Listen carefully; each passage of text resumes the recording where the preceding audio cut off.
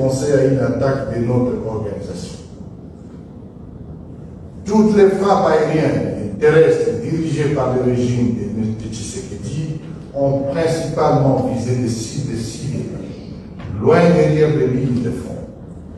La plupart des victimes des dites attaques sont des populations civiles. Ces attaques terroristes consacrent une violation systématique des différents accords de paix ainsi que le cessez-le-feu conclu entre le régime de Kinshasa et notre organisation AFC M23. Ces actes barbares signent une mise à mort intentionnelle du processus de paix en République démocratique.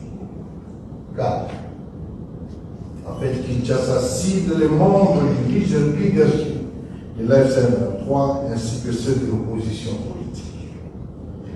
Il est indéniable que la plupart des attaques successives perpétrées par le régime de Kinshasa ces derniers mois visent particulièrement les hautes personnalités politiques et militaires qui forment le leadership de l'Alliance Fleuve Congo mouvement du 23 mars, AFC M23, ainsi que toutes les autres personnalités politiques vivant en territoire libéré.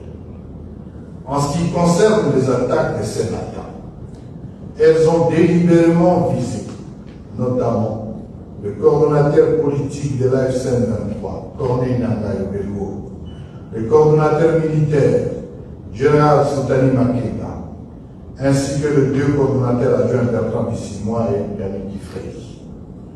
L'objectif dit de Kinshasa est bien entendu de décapiter d'une part la révolution et d'autre part l'opposition politique au régime, d'affaiblir ses principaux piliers politiques et sécuritaires et de forcer l'intensification d'une guerre régionale généralisée.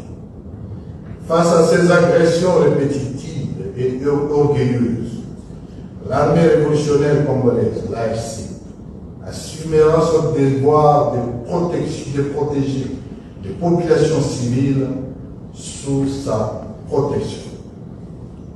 Toute escalade qui en résulterait relèvera de la responsabilité exclusive du régime de M.